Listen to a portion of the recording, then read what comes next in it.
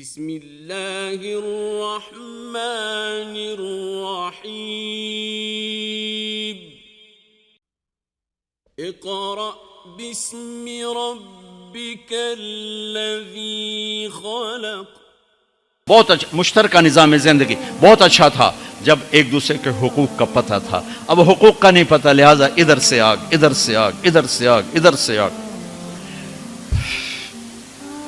میں سر درد کا مریض ہوں، تھوڑی تھکاوٹ شروع ہو جاتا، فاقہ شروع ہو جاتا، تو میں روزے رکھنے کے لیے مری چلا جاتا ہوں کہ بھئی چلو کوئی ٹھنڈک، روزے کا لمبا ہونا اور ٹھنڈک شاید اس کو کچھ وہ بیلنس کر دیتا ہے، تو میں کچھ 3-4 روزے پھر بھی چھوٹ جاتے ہیں لیکن اکثر پورے ہو جاتے ہیں۔ تو بھوربن میں وہاں ایک جگہ میں ٹھہرتا ہوں، تو عصر کے بعد میں تھوڑا بیان کرتا ہوں معاشرت پر۔ تو پہلی دفعہ جب میں وہاں ٹھہرا تو 8ویں دن امام مسجد کی بیوی آئی ہمارے پاس، میری بیگم کے پاس، کہ جی بیگم صاحب میں نے آپ کا اور مولانا کا شکریہ ادا کرنا ہے کہ آج میری زندگی کا پہلا ہفتہ ہے میرے خامند نے مجھے مارا نہیں۔ پہلا ہفتہ امام مسجد، امام مصلی پہ کھڑے ہونے والے، کہا پہلا زندگی کا ہفتہ ہے میرے خامند نے مجھے مارا نہیں، ورنہ میری ہر دوسرے دن پٹائی ہوتی تھی۔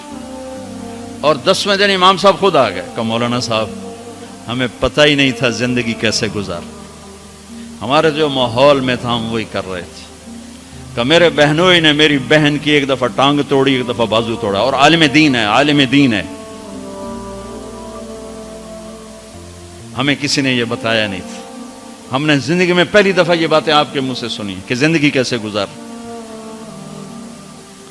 تو فرحان کی زندگی فتوے سے نہیں چلے گی کہ میں مفتی نعیم کا بیٹا ہوں، یہ تو حسن اخلاق سے چلے گی، میٹھے بول سے چلے گی۔ میرے نبی حضرت عائشہ کو لقمے بنا کے کھلاتے تھے، کوئی اظہار عشق تھا، اللہ کی قسم اظہار تعلیم تھا، تعلیم تھی، سکھایا کہ زندگی گزارنی کیسے۔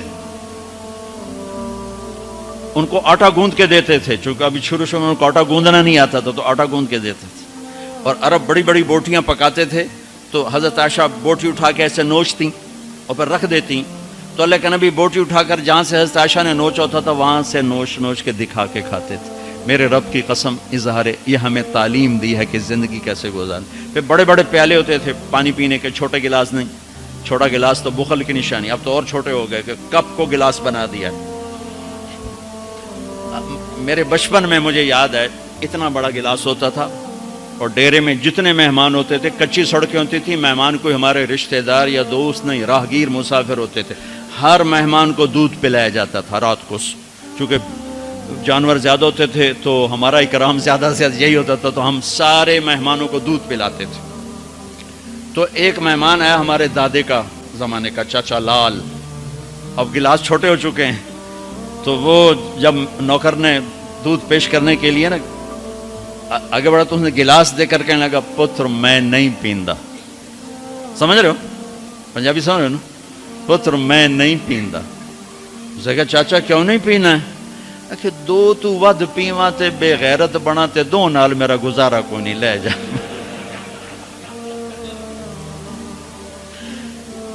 تو بخل کا زمانہ آ گیا، چھوٹی چھوٹی گلاسیں آ گئی، تو بڑے بڑے گلاس ہوتے تھے، تو ہم عائشہ رضی اللہ پانی پی رہے ہیں، رکھ دیا، میرے نبی اٹھا کر جہاں حضرت عائشہ کے ہونٹ لگے ہوتے تھے وہاں ہونٹ رکھ کے پانی پیتے تھے۔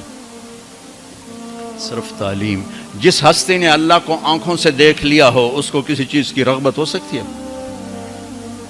جنت بھول جائے گی جب اللہ اپنا دیدار کرائیں گے اور پھر پردہ پوشی فرمائیں گے تو کہیں گے یا اللہ جنت نہیں چاہیے، تو چاہیے، بس تجھے دیکھتے رہیں، بیٹھے رہیں تصور جانا کیے ہوئے از لذت دیدارش، خسرو چتواں گفتن سر دادن و جان دادن نادیدہ رخ یارے۔ امیر خسرو کہہ رہے ہیں کہ یا اللہ بن دیکھے تیرے لیے لوگ سولیوں پہ چڑھ گئے، اوروں سے چر گئے، چھروں سے کٹ گئے، بن دیکھے تیرے عشق میں جب تجھے دیکھیں گے تو کیا حال ہوگا۔ از لذت دیدارش خسرو چتواں گفتن سر دادن و جان دادن نادیدہ رخ یار۔ تو جس ہستی نے اللہ کو دیکھا ہو ان کے لیے عورتوں کی کیا رغبت ہے؟ یہ صرف سکھانا. ایک حدیث سنا دے، ما تزوجت وما زوجت الا بوحی من السماء نزل به جبریل. لوگوں میں نے جہاں شادی کی، میں نے جہاں بیٹی دی، پہلے آسمان سے وحی آئی، پھر میں نے قدم اٹھایا.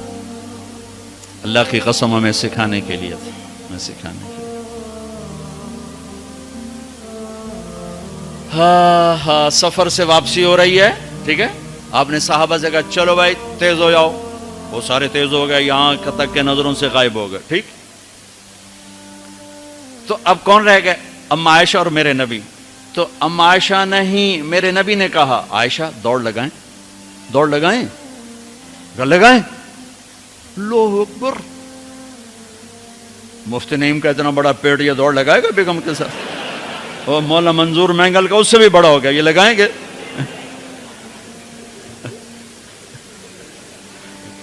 تو عائشہ دوڑ لگائیں، کہا جی لگائیں. تو حضرت عائشہ فرماتی میں آگے نکل گئی لیکن ابھی پیچھے رہ. پھر کچھ عرصہ گزر گیا، کئی سال گزر گئے. پھر ایک سفر سے واپسی ہو رہی، آپ نے کہا ہاں بھائی آگے جاؤ، وہ سارے آگے جا گئے، اجل ہو گئے. آپ نے کہا عائشہ دوڑ لگائیں، کہا جی لگائیں. تو کہا ان دنوں میں موٹی ہو گئی. تبدنت کا لفظ مجھے یاد ہے کہ میں موٹی ہو گئی تھی. تو جب دوڑ لگائی تو لیکن ابھی آگے نکل گئے. تو آپ نے کہا عائشہ ہذہ بتلک، اب تو میں برابر ہو. اللہ کی قسم زندگی سمجھانے کے لیے تھا. جہاد کا سفر سارا صحابہ کا قافلہ ہے، جنگ کا زمانہ ہے، دشمن چاروں طرف ہے، اور ہم اما عائشہ رضی اللہ عنہ اونٹ پہ بیٹھی اور ہاتھ لگایا تو ہار غائب. فرمایا میرا تو ہار کوئی نہیں، میں تو نہیں جاؤں گی، میرا ہار ڈھونڈو. تو میرے نبی نے نہیں فرمایا چل بیٹھ، اتنے لوگوں کو تو پریشان کرتی ہے، تجھے پتہ نہیں میں نے سبق پڑھانا تو میرے پیچھے پڑ گئی. طلبہ میرا انتظار کر رہے ہیں.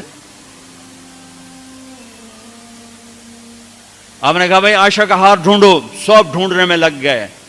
شام ہو گئی، سورج چھپ گیا اور ہار نہیں ملا، اور اس کے بعد تلاش بند ہو گئی. اندھیرے میں کہاں ملے گا؟ اب کیا ہوا؟ پانی رات کو عشاء میں ختم ہو گیا، فجر کی نماز کا وقت داخل ہونے والا ہو گیا، اور پانی کوئی نہیں، تیمم کی آیات نہیں اتری. لوگوں نے ابو بکر کو تانے دینے شروع کہ تیری بیٹی کی وجہ سے اب نماز کا کیا بنے گا. ابو بکر غصے میں آئے اما عائشہ کے خیمے میں.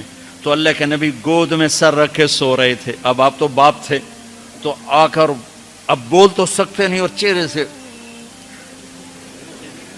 دوری تیری وجہ سے ہی ہو، اور یہاں پسلی میں ماری انگلی، زور سے انگلی ماری.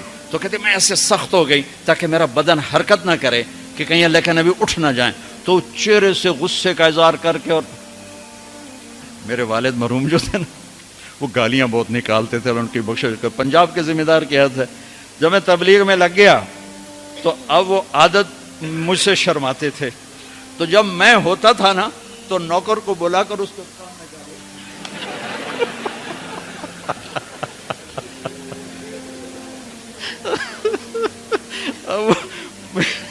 جوانی کی عادت بڑھاپے میں تو جا نہیں سکتی تھی، تو پھر وہ آہستہ آہستہ گالیاں اپنا کوٹا پورا کر لیتے تھے.